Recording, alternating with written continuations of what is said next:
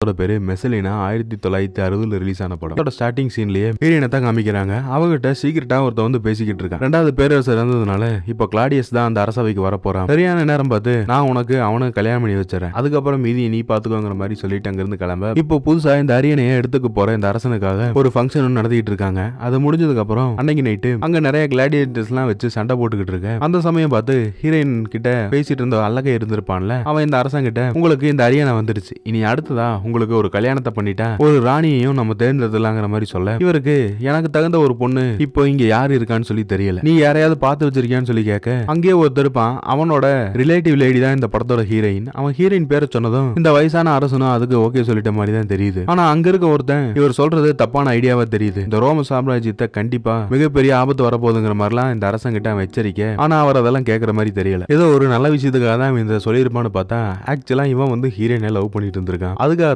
இவரை அவ கல்யாணம் பண்ணிக்க கூடாதுன்னு சொல்லி தடுக்க பார்த்திருக்கான். இந்த விஷயத்தையும் ஹீரோயின் கிட்ட சொல்ல அவளுக்கு இப்ப அந்த பேராசை வந்துடுச்சு. இந்த நாட்டுக்கு ராணி ஆகணுங்கிற அந்த எண்ணத்துல இவனை அவ பெருசாவே மதிக்கல. இவங்க போனதுக்கு அப்புறம் அந்த இடத்துல ஒரு தளபதி வரான். நீங்க பாக்குறதுக்கு ரொம்ப அழகா இருக்கீங்க அப்படின்னு சொல்லி இவ கூட கடலை போட்டுக்கிட்டு இருக்க. ஹீரோயின் என்ன சொல்றானா, ஒரு படை வீரன் போர்க்களத்துல தான் சாகணும், இந்த மாதிரி ஒரு பொண்ணு கூட போட்டி போட்டு ஒரு கார்டன்ல சாக கூடாது, நீ நாளைக்கு நான் சொல்ற இடத்துக்கு வா, நம்ம 2 பேரும் பேசிக்கலாங்கிற மாதிரி இவன் அனுப்பி வைக்க, அடுத்த நாள் ஹீரோயினை பாக்குறதுக்கு திருட்டுத்தனமா அந்த இடத்துக்கு வரான். அங்க இவங்க 2 பேரும் ரொமான்ஸ் பண்ணிக்கிட்டு இருக்காங்க. இவனால ஏதோ ஒரு காரியம் ஆகணுங்கிறதுக்காக தான் இவன் இந்த மாதிரி பண்றான். இப்படியே கொஞ்ச நாட்களா இந்த ஹீரோயினும் இது தளபதியும் சந்திச்சுக்கிறாங்க. ஒரு கட்டத்துல இவன் என்ன சொல்றானா, நீ அரசனை எதிர்த்து உன்னோட வீரர்களை வச்சு ஏதோ போராட்டம் பண்ணுங்கிற மாதிரி சொல்ல, நம்மால என்னங்கிறான், கண்டிப்பா என்ன மாதிரியான ஒரு லெவல் இருக்கிறவங்க ஒரு அரசனை எதிர்த்து போராடுறதுங்கிறது நடக்காத காரியம், அதுக்கெல்லாம் வாய்ப்பே இல்லை அப்படிங்கிற மாதிரி சொல்லிடுறேன். அடுத்த நாள் இங்க இருக்கிறவங்க எல்லாரும் பிளான் பண்ண மாதிரியே அரசருக்கும் ஹீரோயினுக்கும் கல்யாணம் நடக்குது. அவ போட்ட பிளான் படியே இப்போ இந்த சாம்ராஜ்யத்துக்குள்ள வந்துட்டா. அந்த ஃபர்ஸ்ட் சீன்ல ஒருத்தன் அந்த அரசனுக்கு கல்யாணம் பண்ணி வைக்கிறதா பிளான் பண்ணிருப்பான்ல, ஆக்சுவலா அவன் வந்து ஹீரோயினை லவ் பண்ணியிருக்கான். அவனோட காதலுக்காக தான் அவன் இந்த மாதிரி ஒரு கெடுகட்ட வேலையை பார்த்திருக்கான். இந்த விஷயத்தெல்லாம் சொல்லி ஹீரோயின் கிட்ட அவன் பேசும்போது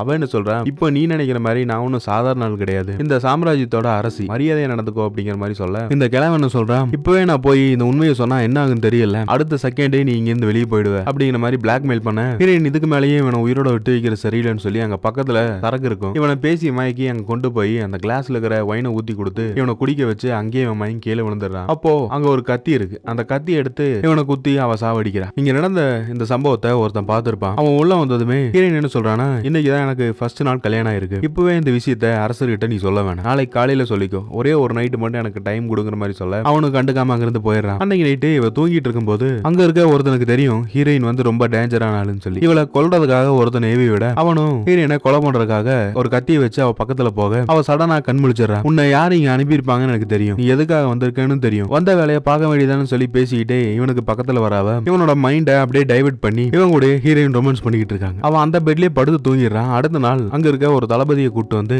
எங்கிட்ட இவன் தப்பா நடந்துக்க பார்த்தான்னு சொல்லி பண்றதெல்லாம் இவ பண்ணிட்டு அவனை கோர்த்து விட்டு கடைசியில அங்க இருக்கிறவங்க கையாலேயே அவனை கொலை பண்ண வேண்டிய ஒரு சூழ்நிலை கொண்டு வந்து விட்டுறான். அங்க ஒரு மந்திரி இருப்பான். இவன் தான் இந்த மொத்த பிளானையும் போட்டிருப்பான். பட் இது எல்லாத்தையுமே ஹீரோயின் நாசம் பண்ணிட்டா. அவளை கொலை பண்ணுன்னு சொன்னா நாம இன்னும் கொஞ்சம் புத்திசாலித்தனமா யோசிக்கிறோங்கிறத அவ புரிஞ்சுக்கிறான். இதெல்லாம் தாண்டி யாரு ஹீரோயினை கொலை பண்றதுக்காக ஆளை அமைச்சாங்களோ அவங்களுக்கே உங்களுக்கு நான் ஒரு கிஃப்ட் கொடுக்க போறேன்னு சொல்லி செத்து போன அவனோட தலையை கொண்டு போய் இவங்களுக்கு அவ பிரசன்டா கொடுக்குறான். நாளுக்கு நாள் ஹீரோயினோட அட்டகாசங்க ஒரு அளவு மீறி போய்கிட்டு இருக்கு. 2 வருஷத்துக்கு முன்னால ஹீரோயின் ஒருத்தைய லவ் பண்ணிருப்பான். அவன் ஏதோ ஒரு போருக்கு போயிட்டு அதுல ஜெயிச்சதுனால இப்ப திரும்பவும் இந்த நாட்டுக்கே வரான். அவனை சீக்கிரட்டா சந்திக்கிறதுக்காக ஹீரோயின் ஒரு இடத்துக்கு வரா. அதே சமயம் இவனுக்கு தெரியாது ஹீரோயின் இப்போ இந்த நாட்டோட அரசனை தான் கல்யாணம் பண்ணிருக்கான்னு சொல்லி இவங்க கூட சீக்கிரட்டான ஒரு பெட்ரூம்ல உட்காந்து பேசிக்கிட்டு இருக்கான். இத்தனை நாள் நீ ஒரு பொண்ணை கூட காதலிக்கலையா, என் ஒருத்தையும் மட்டுமே நினைச்சுக்கிட்டு இருந்தேன்னு சொல்லி அவங்ககிட்ட கேட்க அவன் என்ன சொல்றான், இந்த 4 வருஷத்துல நான் எவ்வளவு விஷயங்களை கடந்து வந்திருந்தாலும் கூட உன்னோட பார்வைப்பட்டதுமே முழுக்க நான் உனக்கு மட்டும்தான் அடிமையா இருப்பேன், இது இப்ப மட்டும் இல்ல எப்பவுமே அப்படிங்கிற மாதிரி காதல் வசனங்கள்லாம் பேசிக்கிட்டு இருக்கேன். அடுத்த நாள் இந்த தளபதி அந்த அரசவைக்கு வரான். அப்போ ஹீரோயினுக்கு எஸ்கடா ஒரு தந்திருப்பான். அவன் என்ன சொல்றானா, இது நாள் வரைக்கும் நான் தான் அவங்களுக்கு இன்சார்ஜா இருந்தேன், இதுக்கு மேல நீ தான் அந்த பதவியில் இருக்கணுங்கிற மாதிரி சொல்லிட்டு போக உள்ளுக்குள்ள போன இவனுக்கு ஒரே ஆச்சரியம், ஹீரோயின் இங்க இருக்கா. அப்போனா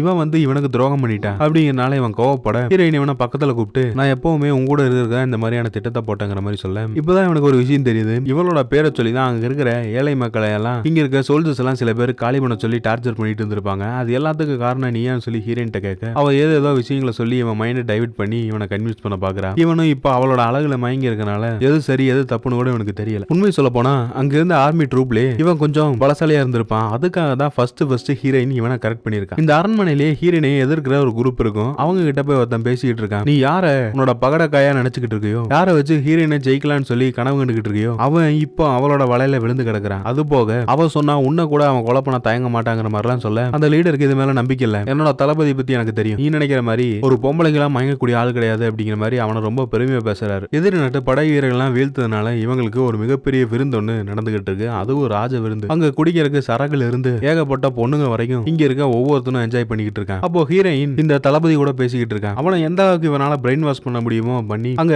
ஏழை மக்கள்லாம் இருக்கக்கூடிய அந்த இடத்தை காலி பண்ண சொல்லியிருப்பான். இவன் சப்போர்ட் பண்ணதுனால அங்க இருக்கிற எல்லாருமே பயந்து அந்த மக்களை எதுவுமே பண்ணாம விட்டுட்டு போயிருப்பாங்க. இப்ப இவனை வச்சு அங்க இருக்கிற எல்லாத்தையுமே காலி பண்ண சொல்லி இவன் ரெக்வஸ்ட் வச்சதும் இவன் தன்னோட சுய புத்தி இழந்து எந்த மக்களுக்காக நல்லது செய்ய நினைச்சானோ இவனே போய் அங்க இருக்கிற எல்லாத்தையும் காலி பண்ண சொல்றான். இது அரச கட்டளை, என்னால எதுவுமே பண்ண முடியாது, கூடி சீக்கிரம் நீங்க எல்லாம் போகணும்னு சொல்லி இந்த விஷயத்தை அவங்க கூட சொல்லிட்டு இருக்கான். அது போக இந்த இடத்துல இருந்து நீங்க போக முடியாதுன்னு சொல்லலாம், வலுக்கட்டாயமா இங்க இருந்து துரத்தி அடிக்கப்படுவீங்கன்னு அந்த குடிசைகள் எல்லாம் எரிச்சுக்கிட்டு இருக்காங்க. ஹீரோயின் பண்ணிக்கிட்டு இந்த தப்பையும் இவளோட உண்மையான இந்த மோட்டிவும் தெரிஞ்ச ஒருத்தர் இருந்திருப்பான். அவனுக்கு ஒரு மிகப்பெரிய பொறுப்பு கொடுத்திருப்பாங்க. அப்படிப்பட்ட ஒருத்தன் இறந்து போயிருக்கிறத அங்க இருக்கிற எல்லாரும் பாக்குறாங்க. ஹீரோயினோட மாய வழியில மாட்டிருக்க அந்த தளபதி மட்டும் இல்லாம அங்க இன்னொருத்தனும் இருப்பான். அவன் என்ன சொல்றானா, அவரு சூசைட் பண்ணி இறந்துட்டாரு, யாரும் அவரை கொலை பண்ணலங்கிற மாதிரி சொல்லிக்கிட்டு இருக்க. அங்க இருக்க பொதுமக்கள் எல்லாருமே நீங்க தான் கொண்டுட்டீங்கன்னு சொல்லி கத்திட்டு இருக்கானுங்க. கோவமா ஹீரோயினை பார்க்க வர தளபதி, இது எல்லாத்துக்கும் காரணம் நீதான் அவரை பிளான் பண்ணி ஸ்கெட்ச் போட்டு கொண்டு இருக்க. இது நாள் வரைக்கும் உன்னோட பேச்சுகளுக்குள்ள மயங்கி மூளை கெட்டு போய் தெரிஞ்ச எனக்கு இப்பதான் புத்தி வந்துச்சுங்கிற மாதிரி ஏதோ வசனம் எல்லாம் பேசிக்கிட்டு இருக்க. அப்பவும் ஹீரோயின் என்ன சொல்றானா, இந்த அரண்மனையிலே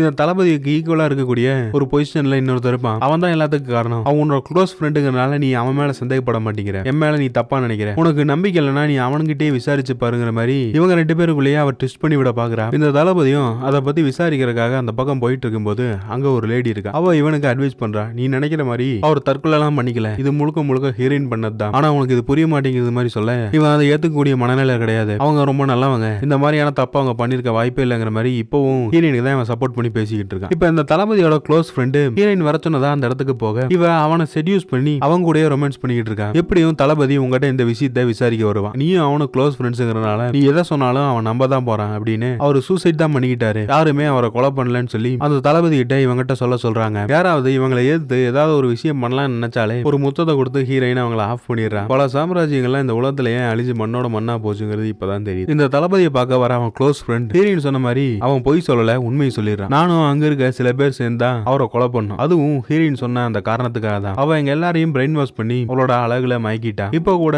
உங்ககிட்ட அவர் சூசைட் பண்ணிக்கிட்டதா தான் அவங்க சொல்ல சொன்னாங்க. எனக்கு தான் மனசு கேட்கல, இந்த உண்மையை சொல்றேங்கிற மாதிரி சொல்ல இவனுக்கு ஒரே அதிர்ச்சியா இருக்கு. அது இல்லாம இவன் பண்ண தப்புக்காக இவன் விஷத்தை வேற குடிச்சிட்டான், இன்னும் கொஞ்ச நேரத்துல நான் இறந்து போயிருவேன், அந்த கடவுள் என்னை இன்னும் உயிரோட வச்சிருக்கிறதே உங்ககிட்ட இந்த உண்மையை சொல்றதுக்காக தான் நினைக்கிறேங்கிற மாதிரி சொல்லிட்டு அவன் அந்த இடத்துலயே விழுந்து செத்து போறான். இப்ப இந்த தளபதி கோவமா ஹீரோயினை பாக்குறதுக்காக போய்கிட்டு இருக்கான். ஆனா ராணி இப்போ உங்களை பார்க்க மாட்டாங்கன்னு சொல்லி அங்க இருக்கிற வேலைக்காரங்க எல்லாருமே சேர்ந்து இவனை தடுக்கிறாங்க. அது எல்லாத்தையும் மீறி இவன் உள்ளுக்குள்ள போக பார்க்க அந்த அரண்மனையில ஒரு ராஜ துரோகி ஒருத்தர் இருப்பான். அவன் ஹீரோயினோட கையால் தான். அவன் இந்த தளபதி கிட்ட கூப்பிட்டு டீலிங் பேசுறான், இங்க நடந்த எந்த ஒரு விஷயத்தையும் நீ கண்டுக்காத, இதை பார்த்தும் பார்க்காத மாதிரி போயிட்டா உனக்கு நல்லது அப்படிங்கிற மாதிரி ஒரு வார்னிங் பண்ணி அனுப்ப இந்த தளபதிக்கு எல்லா விஷயமும் தெரிஞ்சிருச்சுங்கிற அந்த நியூஸ் ஹீரோயினுக்கு போகுது. அவன் நம்ப மாட்டேங்கிறான். கண்டிப்பா அவன் எப்பவுமே நான் சொல்றதை மட்டும் தான் கேட்பான், அவன் என்ன எதுக்கிறதுக்கெல்லாம் வாய்ப்பு இல்லைங்கிற மாதிரி சொல்ல இது நாள் வரைக்கும் அப்படி இருந்திருக்கலாம், ஆனா இதுக்கு மேல தளபதி உங்களுக்கு சப்போர்ட் பண்ண போறது இல்லைங்கிற மாதிரி சொல்ல உடனே அந்த ராஜாவை பாக்குறதுக்காக ஹீரோயின் போறான். எப்படியும் இந்த தளபதியை கொலை பண்ணுங்கிறதுக்காக அவன் உங்களுக்கு ஒரு ராஜ துரோகத்தை பண்ணிட்டான், அவன் தப்பு பண்ணிக்கிட்டு இருக்கான், இதுக்கு மேல அவனை விட்டு வச்சா நல்லது இல்லைன்னு சொல்லி இந்த ஆளையே பிரெயின் வாஷ் பண்ணி அதுக்கு பர்மிஷனும் வாங்கிட்டான். இந்த பக்கம் இவனை கொலை பண்றதுக்காக சில பேர் வராங்க. அவங்க கிட்ட இருந்து இவன் எஸ்கேப் ஆகி தப்பிச்சு போயிட்டான். ஹீரோயின் கூட சேர்ந்து இந்த ஒட்டுமொத்த ராஜ்யத்தையும் கைப்பற்றதுக்காக பிளான் பண்ணவன் ஒரு ஓலையா அனுப்புறான். இந்த சமயம் பார்த்து ராஜாவை கொலை பண்ணிடலான்னு சொல்லி ஹீரோயின் பண்ண இந்த பிளான் அங்க இருக்கிற ஒருத்தனுக்கு தெரிஞ்சிருது. அந்த ரகசியமா அந்த சீட்டை கொண்டு வரும்போது ஒருத்தைய பிடிச்சி விசாரிப்பாங்க. அப்பதான் இது எல்லாத்துக்கும் காரணம் ஹீரோயினுங்கிற இந்த உண்மை தெரியுது. உடனே இந்த விஷயத்தை தளபதி கிட்ட சொல்லணும். அது போக இப்போ அரசர் சுற்றுப்பயணத்துக்காக ஏதோ ஒரு இடத்துல அந்த ஆளை பல்லக்களை தூக்கிட்டு போய்கிட்டு இருக்காங்க. அங்க வேற ஒரு நாட்டை சேர்ந்தவங்க இவரை கொலை பண்றதுக்காக பிளான் பண்ணி இருக்கிற இதை எப்படியா தடுக்கணும்னு சொல்லி இந்த விஷயம் அந்த தளபதியோட காதுக்கு போகுது. கரெக்டா அந்த குரூப் இந்த ராஜாவை அட்டாக் பண்ண வரும்போது இவங்களும் போய் தடுத்துறாங்க. இந்த பக்கம் அரண்மனையில ஹீரோயின் அவ போட்ட பிளான் சக்சஸ் ஆயிருச்சு. இதுக்கப்புறம் இந்த ஒட்டுமொத்த ராஜ்யமும் நமக்கு தான் சொந்தம்னு சொல்லி அந்த ராஜ துரோகி ஒருத்தன் கூட இருப்பான். அவங்க கூட சேர்ந்து எல்லாரும் சந்தோஷமா ஜாலியா சரகடிச்சுக்கிட்டு இருக்க இவங்க குரூப்ல இருந்த ஒருத்தன் வந்து இந்த உண்மையை சொன்னா ஹீரோவை தான் தடுத்து நிறுத்திட்டான். கிளாடியஸ் சாகல, இன்னும் ஒரு உயிரோட தான் இருக்காரு, நீங்க முடிஞ்ச இங்க இருந்து தப்பிச்சு போய் உங்களோட உயிரை காப்பாத்தீங்க அப்படிங்கிற மாதிரி சொல்ல அதுக்குள்ளேயே இந்த தளபதியோட ஆட்கள் எல்லாருமே அங்க வந்துடுறாங்க. ஃபர்ஸ்ட் ஹீரோயினுக்கு இந்த மாதிரி ஒரு பிளான போட்டு கொடுத்து அவனை தான் கொலை பண்றான். அடுத்ததா ஹீரோயின் மேல ஒருத்தனுக்கு ரொம்பவே நம்பிக்கை இருந்திருக்கும். நீ இப்படி எல்லாம் பண்ணுவேன்னு சொல்லி நான் எதிர்பார்க்கல, நீ வாழ தகுதியே இல்லாத ஒருத்தின்னு சொல்ல அவளும் உன்னோட வெஞ்சன்ஸை தீர்த்துக்கோன்னு சொல்லி இவனை எதிர்த்து சண்டை போடுற முடிவு அவகிட்ட கிடையாது. இந்த தளபதியும் இந்த ராணியை சாகர்ல இருந்து காப்பாத்தறான்னு சொல்லி பக்கத்துல போக அதுக்கு முன்னாலே அவன் கத்தியை வச்சு அவ வயித்துல குத்திடுறான். அவ சாகருக்கு ஒரு நொடிக்கு முன்னால இந்த உலகத்துல என்ன உண்மையா காதலிச்சது நீ ஒருத்த மட்டும்தான், உன்னோட காதல் எவ்வளவு உண்மையானதோ அதே மாதிரி தான் என்னோட காதல்னு சொல்லிட்டு அவங்க செத்து போறாங்க. இந்த ஒரு எண்டிங்கோட இந்த படம் முடியும். இந்த படம்